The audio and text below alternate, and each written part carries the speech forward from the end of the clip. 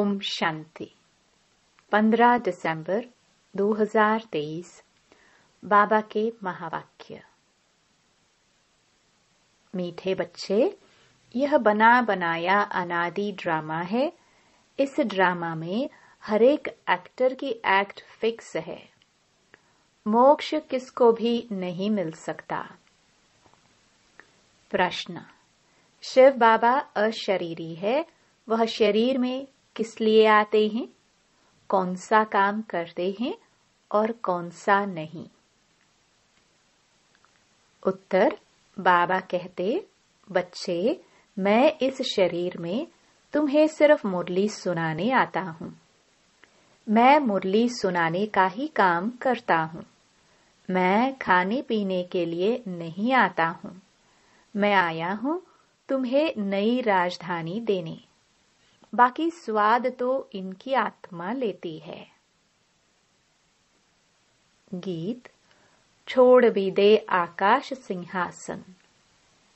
ओम शांति। गीत बजाए ही वह जाते हैं जिसमें अपना तैलुक है। आकाश में कोई तख्त नहीं है। आकाश इस पोलार को कहा जाता है। बाकी आकाश तत्व में तो तख्त नहीं है। न परमपिता परमात्मा इस आकाश में तख्त पर रहता है। बाप बच्चों को समझाते हैं, हम परमपिता परमात्मा और तुम बच्चे जो आत्माएं हो, दोनों इस सूर्य चांद सितारों से उस पार रहते हैं। उसको मूल वतन कहा जाता है। जैसे यहाँ आकाश में सूर्य चांद सितारे हैं, वैसे हूबहू झाड़ के मुआफिक महातत्व में भी आत्माएं रहती हैं। जैसे सितारे आकाश पर खड़े हैं, कोई चीज पर आधार नहीं है। अहम आत्माएं और परमात्मा बाप, हम सब रहने वाले महातत्व में हैं। स्टार मुआफिक ही हैं। ज्ञान सूर्य, ज्ञान चंद्रमा, ज्ञान सितारे। अब यह तो समझाया है, जब जब भीड़ पड़ती है, दुख होता है, तब आता हूँ। पुराने को नया बनाना है जरूर। पुराने में ही भीड़ होती है। कलयुग में है दुख की भीड़। स्वर्ग में तो सुख ही सुख है। फिर से मुझे आकर सहज ज्ञान और सहज राजयोग सिखलाना होता है। सब बुलाते हैं कि आओ। कृष्ण के लिए नहीं कहते कि सिंहासन छोड़कर जाओ। कृष्ण के लिए सिंहासन अक्षर शोभता नहीं। वह तो प्रिंस था ना। सिंहासन तब कहे जबकि राजगद्दी मिले। हाँ, छोटे बच्चे को बाप गोद में व बाजू में बिठा सकते हैं, तो बाप समझाते हैं, आत्माएं मूल वतन में स्टार मुआफिक हैं। फिर वहां से नंबरवार आती रहती हैं। दिखाते हैं ना स्टार कैसे गिरते हैं। वहां से भी आत्माएं आकर सीधा गर्भ में जाती है। यह अच्छी रीति नोट करो। हर एक आत्मा को सतो रजो तमो से पास करना है। जैसे पहले लक्ष्मी नारायण आएंगे तो उनको सतो रजो अवस्था से पास होते पुनर्जन्म लेते लेते फिर तमो प्रधान अवस्था को पाना ही है। हर एक का ऐसे है, वापस जा नहीं सकते। इब्राहिम बुद्ध आते हैं, उनको भी सतो रजो तमो से पास करना है। पुनर्जन्म लेना पड़ता है। द्वापर में धर्म स्थापक आते हैं, वहां से पुनर्जन्म शुरू होता है। फिर तमो प्रधान बनना है। अब उनकी सद्गति कौन करे? सद्गति दाता तो एक ही शिव है। कहते हैं, सबकी सद्गति करने मुझे आना पड़ता है। मेरे जैसा काम और कोई कर नहीं सकता। मैं देवी देवता धर्म भी स्थापन करता हूँ। तुमको राजयोग सिखा रहा हूँ। गति और सद्गति दाता तो मैं हूँ। जब तुम प्योर बन जाते हो तो फिर मैं तुमको वापस ले जाता हूँ, तुम्हारी भी सद्गति करता हूँ। तुम्हारे साथ जो अनेक धर्म वाले हैं, उन धर्म स्थापकों सहित सबका उद्धार करता हूँ। तुमको ज्ञान से श्रृंगार कर स्वर्ग के मालिक लक्ष्मी अथवा नारायण को वरने लायक बनाता हूँ। फिर तुमको वापस ले जाता हूँ। सबको पहले मुक्ति धाम भेज देता हूँ। सबका सद्गति दाता भी हूँ। दूसरे धर्म स्थापक जो आते हैं, वह सद्गति नहीं करते। वह सिर्फ अपना धर्म स्थापन कर उनकी वृद्धि करने लग पड़ेंगे। अपने धर्म में पुनर्जन्म लेते सतो रजो तमो से पास करेंगे। अभी सब तमो प्रधान हैं। अब इनको पावन सतो प्रधान कौन बनाए? बाप खुद बैठ बच्चों को समझाते हैं। भगवान आकर सबकी सद्गति भी करते हैं। भारत को स्वर्ग भी बनाते हैं। जीवन मुक्ति के लिए राजयोग सिखाते हैं। इसलिए बाप की इतनी महिमा है। गीता है सर्वशास्त्रमयी शिरोमणि, परंतु कृष्ण का नाम लिख देने से भगवान को भूल गए हैं। भगवान तो सबका सद्गति दाता है। इसलिए गीता सब धर्म वालों के लिए धर्म शास्त्र है। सबको इसे मानना पड़े। सद्गति का शास्त्र और कोई है नहीं। सद्गति देने वाला है ही एक, उनकी ही गीता है। तुम बच्चों को सद्गति का ज्ञान दे रहे हैं। गीता में शिव का नाम होता तो सब धर्म वालों का यह शास्त्र होता। बाप सबको कहते हैं, अपने को आत्मा समझ मेरे साथ योग लगाओ तो विकर्म विनाश होंगे और तुम मेरे धाम आ जाएंगे। सब धर्म वालों की सद्गति करने वाला भी मैं हूँ। बाकी तो आते ही हैं अपना धर्म स्थापन करने। मनुष्य कहते हैं, क्या मोक्ष नहीं मिलेगा? बाप कहते हैं, नहीं। जो भी सब आत्माएं हैं, सबका पार्ट ड्रामा में फिक्स है। किसकी एक्ट बदल नहीं सकती। हर एक की पूरी एक्ट का अनादि ड्रामा बना हुआ है। ड्रामा अनादि है, उसका आदि मध्य अंत नहीं है। सृष्टि के आदि सतयुग को कहा जाता है और अंत कलयुग को कहा जाता है। बाकी ड्रामा का आदि अंत नहीं है। ड्रामा कब बना यह नहीं कह सकते। यह प्रश्न उठ नहीं सकता। बाबा ने समझाया है कि और जो भी शास्त्र हैं, उनसे हर एक ने आकर अपना धर्म स्थापन किया है, सद्गति नहीं की है। उन्होंने तो धर्म स्थापन किया, उनके पीछे वृद्धि होती गई। कितनी कितनी गुह्य पॉइंट्स हैं। ऐसे निबंध लिखने जैसी हैं। यहाँ गपोड़े की बात नहीं, हार जीत का यह ड्रामा है। सतयुग में परमात्मा को याद करने की दरकार नहीं। परमात्मा को याद करे तो फिर यह बातें भी समझे कि हम ब्राह्मणों को उसने रचा है। तुमको तो सम्मुख बतलाते हैं कि मैं रचता हूँ। यह ब्राह्मणों की नई दुनिया है, संगम की। छोटी को तो कोई नहीं जानते। विराट रूप बनाते हैं, उसमें देवता, क्षत्रिय, वैश्य, शूद्र दिखाते हैं। ब्राह्मणों को भूल गए हैं। सतयुग में देवताएं, कलयुग में शूद्र। संगम युगी ब्राह्मणों को जानते नहीं। यह राज बाप आकर समझाते हैं। बाबा कहते हैं, पवित्रता बिगर कभी धारणा नहीं हो सकती है। बाबा समझाते हैं, कितने ढेर वेद शास्त्र हैं। परिक्रमा दिलाते हैं। मंदिरों से चित्र निकाल परिक्रमा दिलाए, फिर वापस मंदिर में ले आते हैं। बाबा अनुभवी हैं। शास्त्रों से गाड़ी भरकर परिक्रमा देते हैं। ऐसे ही फिर देवताओं के चित्र भी गाड़ी में रख परिक्रमा दिलाते हैं। यह सब है भक्ति मार्ग। तुम हो शिव शक्तियां, तुम सारे विश्व की सद्गति करते हो, परंतु यह कोई जानते नहीं कि दिलवाड़ा मंदिर हूबहू इन्हों का यादगार है। ऐसा मंदिर कहीं नहीं है। जगदम्बा है, शिव बाबा भी है, शक्तियों का चबूतरा भी बना हुआ है। भक्ति मार्ग में फिर से ऐसे मंदिर बनेंगे, फिर विनाश होगा तो ये सब खत्म हो जाएगा। सतयुग में कोई मंदिर होता नहीं। ये सब भक्ति मार्ग का विस्तार है। ज्ञान में तो चुप रहना है, एक शिव बाबा को याद करना है। शिव बाबा को भूल औरों को याद करेंगे तो अंत में फेल हो जाएंगे। फेल नहीं होना है।